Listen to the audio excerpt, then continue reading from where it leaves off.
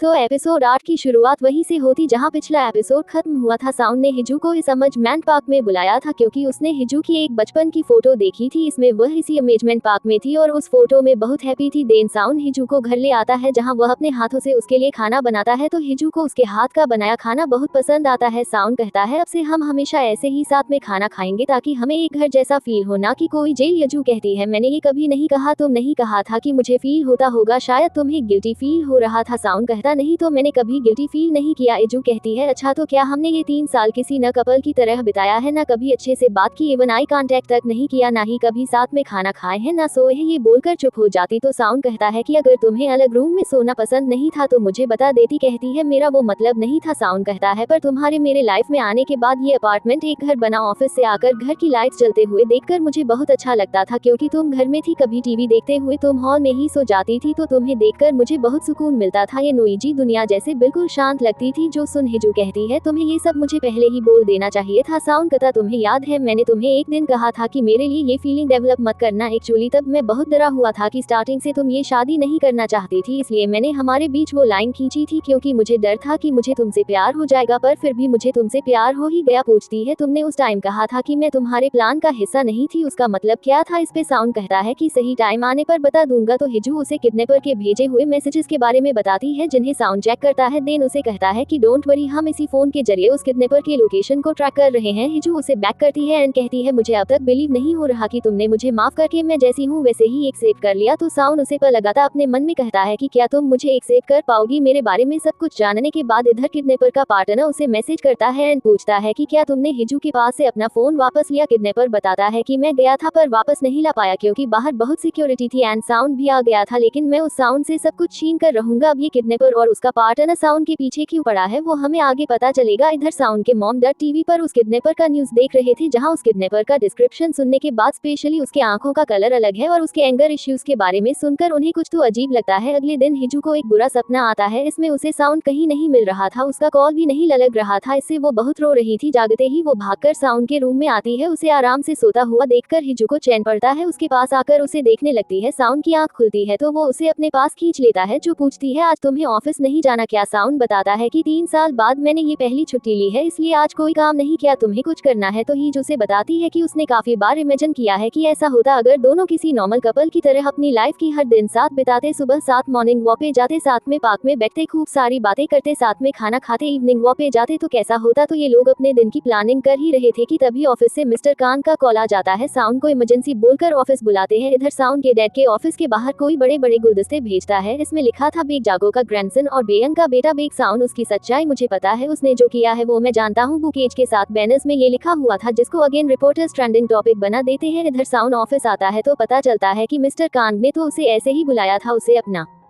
Support दिखाने के लिए, क्योंकि 2 हफ्तों से वो किडनैपर साउंड को टारगेट जो कर रहा था। ये देखकर साउंड को तो बड़ा ही गुस्सा आता है क्योंकि वो अपनी पहली छुट्टी हिजू के साथ बिताना चाहता था। तभी दोजे साउंड को बात करने बुलाता है जिसने उस किडनैपर के प्रोग्राम को रिवर्स हैक करके उसकी लास्ट लोकेशन का पता लगा लिया था। तो वो एड्रेस देकर साउंड अकेले वहां जाने के लिए निकल जाता है और दोजे से अभी इस बारे में पुलिस को बताने से मना करता है। इधर वो किडनैपर हिजू को मैसेज करता है कि मैंने बताया था ना कि तुम्हें साउंड के बारे में सब कुछ नहीं पता, क्या तुम जानना नहीं चाहोगी? यह बोलकर हिजू को उसने एक वीडियो भेजा जिसमें किसी आइडल ग्रुप का इंटरव्यू चल रहा था और ठीक उसी के नीचे शनल चाइल्ड केयर सेंटर के मिसिंग बच्चों की न्यूज थी। इधर साउंड को उसका रिपोर्टर फ्रेंड बताता है उन बुकर्स और बैनर के बारे में जिसमें लिखा था कि साउंड ने जो किया है वो मैं जानता हूँ। उसका फ्रेंड पूछता है कि क्या ये उस किडनैपर ने भेजा होगा ना, कहता है वही पता लगाने जा रहा हूँ। इधर हिजू को सांगू मैसेज करता है उसका हालचाल पूछते हुए, तो हिजू उससे मिलने बुलाती है। इधर मिस्टर बेक मिस्टर हंग से मिलने आए थे क्योंकि उन्हें लगा कि उन बुके को मिस्टर हंग ने ही भेजा है। मिस्टर हंग पूछते हैं कि तुम्हें ऐसा क्यों लगता है? मिस्टर बेक कहते हैं क्योंकि साउंड के बारे में हमारे अलावा सिर्फ तुम जानते हो। मिस्टर हंग कहते हैं कि क्योंकि अब तुमने पास्ट की बात कर ही दी तो क्या तुम्हें यकीन है तुम्हारे डैड बेग जानघो ने उसे ठिकाने लगा दिया था? क्योंकि अगर नहीं किया और अगर वो मेरे सामने आया तो मैं अपने हाथों से उसे काट डालूंगा। ये लोग क्या बात कर रहे थे एंड किसके बारे में बात कर रहे थे ये आगे पता चलेगा। इधर ही सांगू से उस ऑर्फनेज के मिसिंग बच्चों के बारे में बात करने आती है तो सांगू उसे सब कुछ बताने लगता है। वही साउंड उस किडनैपर के लास्ट लोकेशन पे पहुंच जाता है जो था वही मैशन जहां सांगू और उसके दोस्त उस मास्क पहने बच्चे के साथ खेलने जाया करते थे। इसके बाद ही वो बच्चे गायब होने लगे थे। तो साउन अंदर जाकर पूरे मेंशन को देखने लगता है, जहाँ एक दरवाजा खुलते ही उसे एक वीडियो प्ले होने की आवाज आती है। वहाँ जाकर देखता है तो वही वीडियो चल रहा था जो किडनैपर ने हिजू को भेजा था। वीडियो खत्म होने के बाद लिखा आता है कि बिग सॉन तुमने ही ये किया है, तुमने ही उन्हें मारा है, तुम ही हो किलर। साउन अच्छे से दोबारा से उस वीडियो के नीचे देखता है, उसे भी शिनल चाइल्ड केयर सेंटर से मिसिंग बच्चों की न्यूज दिखती है। तभी हम देखते हैं सांगू हिजू को लेकर यहीं पे आ गया था। वो बाहर से उसे उस मेंशन का गेट दिखाकर बताता है वो मिसिंग बच्चे इस ऑर्फनेज के अंदर आए थे और फिर कभी बाहर नहीं निकले। तो हिजू इस मेंशन के बारे में पूछने लग जाती है तो सांगू उससे कहता है कि बात क्या है, तुम इस केस के बारे में क्यों पूछ रहे हो, पर छोड़ो अभी बहुत अंधेरा है, कल दिन में आएंगे। ये बोलकर वो गाड़ी बैक करने लगता है। तभी साउन अंदर से इन्हें बाहर जाते हुए देख लेता है तो वो भी जल्दी से कार निकाल कर इनके पीछे आता है और हिजू के नंबर पे कॉल करते रहता है, जो देखकर सांगू पूछता है कि तुम्हें कॉल करने वाला कौन है, कॉल उठाना चाहती हो तो बात कर लो। यजू साइन लैंग्वेज में कहती कि मैं कैसे बात करूं, जो देख सांगू कहता है कि लगता है मेरे अलावा कोई और भी है जो जानता है कि तुम बोल सकती हो। जो सुन जो शॉक्ड होती है, कुछ पूछने से पहले ही पीछे से साउन कार की हेडलाइट ब्लिंक करने लगता है और थोड़ी देर में सांगू की कार को ओवरटेक कर लेता है। दिन कार से बाहर आता है ने हिजू को उसके कार से निकाल कर अपने कार की ओर ले जाने लगता है। सांगू उसका हाथ पकड़ के रुकता है पर साउन उससे हाथ छुड़ाकर हिजू को अपने कार में बिठा आता है और सांगू को वार्निंग देता है कि दोबारा हिजू के आसपास भी मत देखना, क्योंकि उसे सांगू पर शक था कि वही किडनैपर का साथी है, क्योंकि वही ऑर्फनेज के मिसिंग बच्चों के बारे में पता लगा रहा था और थोड़ी देर पहले जो मेंशन में उसने देखा वो देखकर उसे सांगू पर डाउट हुआ। सांगू उससे पूछते कि तुम्हारा रिलेशन क्या है हिजू के साथ। इस पे साउन उसे कहता है कि पहले तुम मुझे बताओ कि ऑर्फनेज के मिसिंग बच्चों के केस के बारे में तुम्हें इतना कैसे पता, क्या तुम जानते हो कि उनका असली कल्प्रिट्स ले रहे हो। सांगू कहता है तुम ये बताओ कि तुम्हें इस केस से क्या प्रॉब्लम है।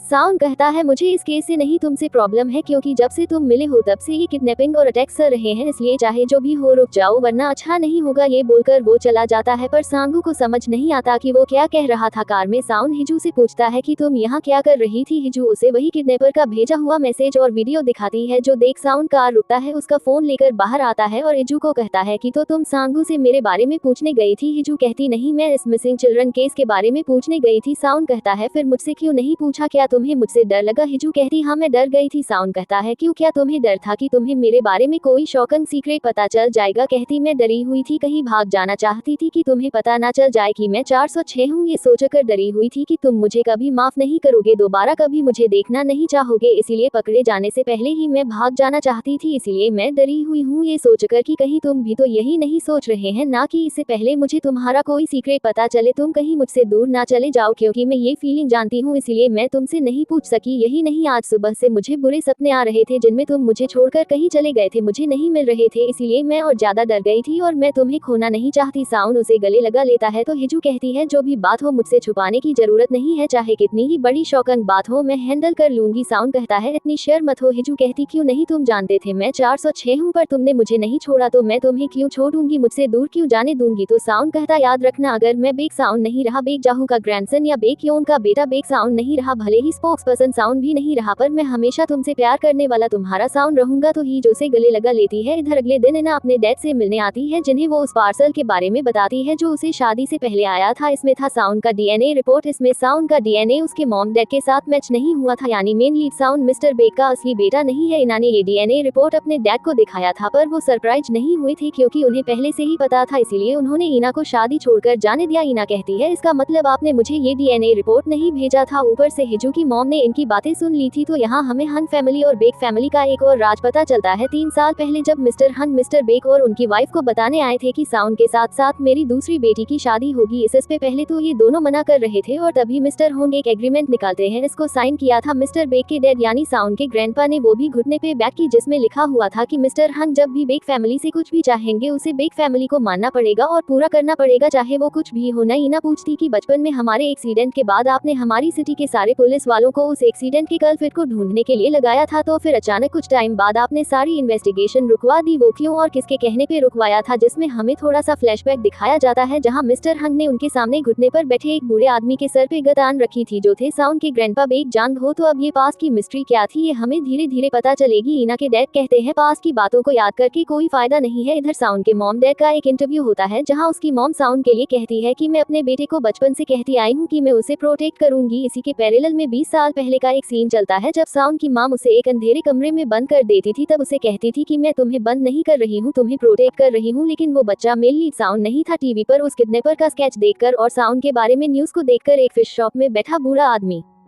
साउन के ऑफिस में कॉल करता है। मिस्टर का उठाता है तो उन्हें बताता है स्पोक्स पर्सन साउन को एक मैसेज दे देना कि वो जिंदा है। वहीं द सांगू को उस मेंशन के ओनर मिस्टर जंग जिंग सू का एड्रेस मिल गया था, इसीलिए वो उनसे मिलने जाता है। साउन आता है तो मिस्टर कांग एक नंबर से कॉल आया था जिसने आपको ये मैसेज देने के लिए कहा कि वो जिंदा है। अब इसको साउन ऐसे ही समझ नहीं पाता तो मिस्टर कांग कहते कि मैंने उस नंबर का पता लगाया तो वो एक शॉप का नंबर निकला जवान फिशिंग के नाम से। इधर हम उसी जवान फिशिंग शॉप में देखते हैं जहाँ वो बूढ़ा आदमी बैकपैक करके कहीं जा रहा था, तभी किसी को उनकी शॉप में आते हुए दिखाया जाता है पर उसका चेहरा नहीं दिखाया जाता। इधर हिजू उनके ट्रिप की फोटोज देख रही थी तो हर फोटो में साउन बड़े प्यार से हिजुको को ही देख रहा था जो काफी हैप्पी एंड इमोशनल होती है। इधर साउन उस जवान फिशिंग शॉप के एड्रेस पे निकल जाता है, तभी हमें साउन के बचपन का एक फ्लैशबैक दिखाया जाता है जिसमें साउन उसी बूढ़े आदमी के साथ था, इवन उनके साथ ही रहता था। पर एक दिन उन्होंने साउन को किसी के कार में भेज दिया था जिससे दोनों ही दुखी थे। अब इनका रिलेशन क्या था ये हमें आगे पता चलेगा, पर साउन एक और अपने बचपन के इंसिडेंट को याद करता है। एक रात जब वो इसी बूढ़े आदमी के घर में सो रहा था, उसने बाहर से किसी के चिल्लाने की आवाज सुनी, इसलिए वो बाहर देखने आया। एक बूढ़ा आदमी एक बच्चे को पानी में डुबा रहा था और वो बच्चा मदद के लिए चिल्ला रहा था। उस बच्चे ने साउन को देखकर उसकी मदद मांगी और ये देखकर साउन डर के मारे भी नहीं पा रहा था। तभी वो बूढ़ा आदमी आया ने उसकी आंखें बंद कर दी ने कहा कि ये सब मत देखो और अंदर सोने जाओ। इधर घर पे हिजू सावन के आने का वेट कर रही थी, तभी कोई दरवाजे पे आता है तो उधर साउन उस जवान फिशिंग शॉप के पास पहुंच जाता है जहां उस शॉप से उसे धुआं आते हुए दिखता है तो वो भागकर अंदर जाता है। इधर हिजू के घर पे आई थी ईना जो उसे साउन का डीएनए रिपोर्ट दिखाती थी एंड बताती है कि मैं इसी वजह से शादी छोड़कर गई थी, पर हिजू कोई खास रिएक्ट नहीं करती तो ईना पूछती क्या तुम ये जानती थी? हिजू कहती नहीं। तो अब हिजू को साउन की वो बात याद आती है जब उसने कहा था कि भले ही मैं अब एक साउन ना रहूं पर हमेशा तुमसे प्यार करने वाला तुम्हारा साउन रहूंगा। लेकिन ई साउन जब घर में आता है तो देखता है घर में आग लग चुकी थी, तभी वो उस बूढ़े आदमी को नीचे बेहोश गिरा हुआ देखता है। उन्हें उठाकर वो बाहर लाने की कोशिश कर रहा था, तभी वहाँ एक बड़ा धमाका हो जाता है। इसके साथ ही ये एपिसोड 8 यहीं पे खत्म हो जाता है। जल्दी ही मिलते हैं अगले एपिसोड में, तब तक के लिए take care and bye bye.